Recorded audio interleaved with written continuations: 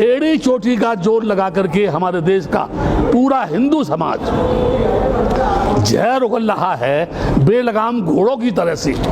वो सड़क की अनैतिकता पर दौड़ रहा है, धर्म को अधर्म कह रहा है, भिक्षुओं को गालियां दे रहा है। वो रामदेव जो एक बहुत बड़ा व्यापारी है वो उपदेश दे रहा है, जिनको ये पता नहीं कि योग की परिभाषा क्या है।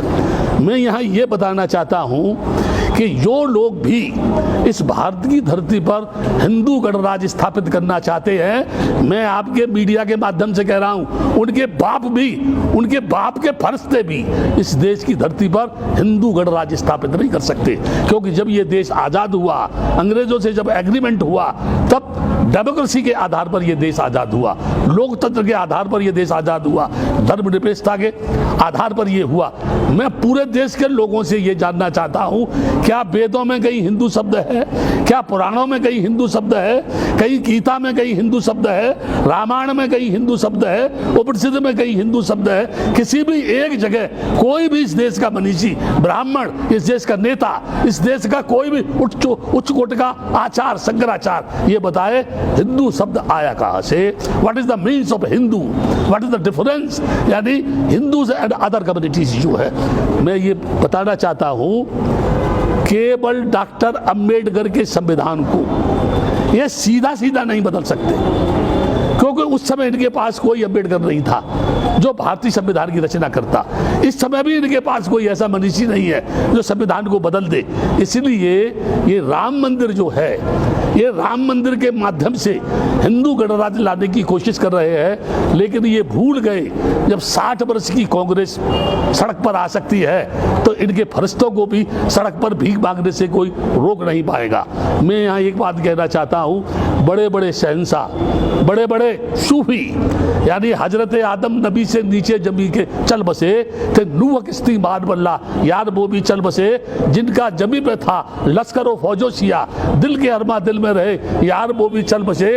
आज हम उनके चलने का करते हैं भैया, लोग कल हमसे कहेंगे यार वो भी चल बसे। बड़े बड़े राजा महाराजा, औरंगजेब हुआ या अन्य राजा हुए जो तलवार के बूते पर शासन करना चाहते थे, सिकंदर हो या कोई और हो, मर गए, जमीन पर दफन हो गए, उनकी भी कामना पूरी नहीं हुई। तो ये आरएसएस के लोग, ये बजरंग दल के लोग, ये शिवसेना के लोग और चंद ये इस समय नकाबपोश जो नेता है जो पूरे देश को बेचना चाहते हैं, रेल बेच रहे हैं, ये जो है बैंकों को बेचना चाहते हैं, हवाई अड्डों को इन्होंने बेच दिया, ये सारे मुल्क को बेच करके जब बेच देंगे तो ये व्हाट विल बी, यानी what will they do on the land of India? क्या करेंगे इस देश में? क्या करना चाहते हैं ये? इनका मकसद है एनी हाउ ब्राह्मणी संस्कृति को भारत की धरती पर स्थापित करना। अब वो जमाना नहीं है जब कोई पुष्पमित्र सिंह भिक्षुओं का कत्ल करेगा।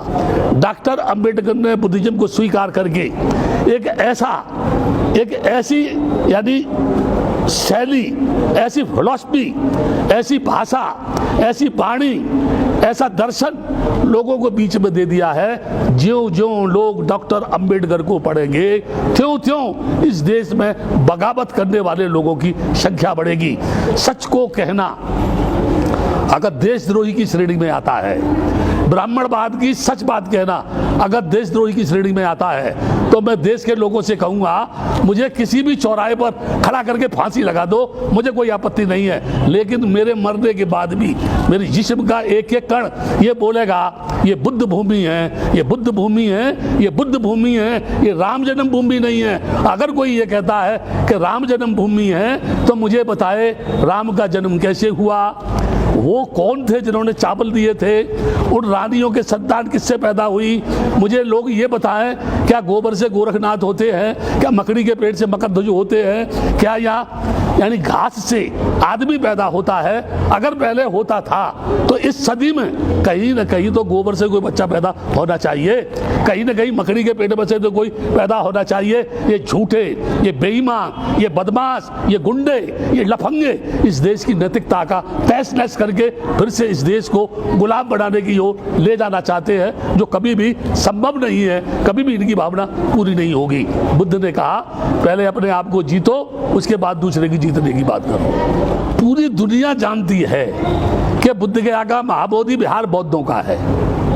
पूरा त्रिपिटक कहता है कि अयोध्या जो है साकेत नगरी के नाम से जानी जाती है।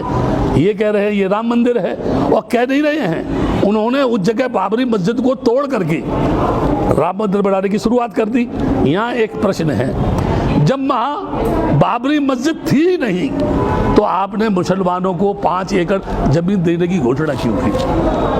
क्या आप उनको खुश करना चाहते हैं? और फिर ये अभी रक्षाबंधन आ रहा है, उसके साथ साथ ईद आ रही है, और ये 27 से फिर यानी 1-5 तारीख तक लॉकडाउन करेंगे। ये लॉकडाउन का मतलब क्या है? कोई भी आदमी किसी भी प्रकार की सरकार के खिलाफ बगावत नहीं कर सकता है, और वो जो चाह रही है उसे वो करेंगे। लेकिन मैं एक बात बता रहा हूं, ये कुछ भी कर ले ये सफल नहीं होगा। मंदिर बना ले, ठीक है ना, मंदिर बना ले। ये अभी भी किसी ने कहा, मैं कह रहा हूं इस बात को, जितने भी मंदिर हैं भारत की धरती पर, अगर उनके पुजारियों को वेतन के अलावा जो भी फंड है वहाँ, अगर पूरा फंड ये सरकार ले ले तो 130 करोड़ लोगों की समस्या का समाधान हो सकता है। लेकिन ये ऐसा नहीं करेंगे, क्योंकि मंदिर के नाम पे तो भड़काते हैं, ये मजहब के नाम पे तो लड़ाते हैं ना। इसलिए ये नहीं चाहेंगे। आप मुझे बता दीजिए, जिस भगवान को कभी देखा नहीं, जिस भगवान से कभी बातचीत नहीं हुई, जो भगवान कभी आया नहीं, जिस भगवान को पूर्वजों ने नहीं देखा, लोगों के बाप दादों ने नहीं देखा, और ये कह रहे हैं कि वो है, कहाँ है, किस जगह है? और फिर अंत में कहता हूं, जब आदमी ही दुनिया में नहीं रहेगा तो फिर भगवान को मानेगा कौन? इन मंदिरों में जाएगा कौन? इनकी पूजा कौन करेगा? इनको चढ़ावा कौन देगा? तो आवश्यकता मंदिर बनाने की नहीं, आवश्यकता आदमी के जीवन को बनाने की है, आदमी के जीवन को सुखी बनाने की है, लोगों को अच्छी शिक्षा देने की है, लोगों को अच्छी टेक्निकल एजुकेशन देने की है, लोगों की बेरोजगारी की समस्या हल करने की है, लोगों को नौकरी देने की है, नारी को पढ़ाने की, आगे बढ़ाने की है, उसकी नैतिक यानी शिक्षा के माध्यम से उसके चरित्र का निर्माण करने की है। तब जाकर के इस देश का भला होगा।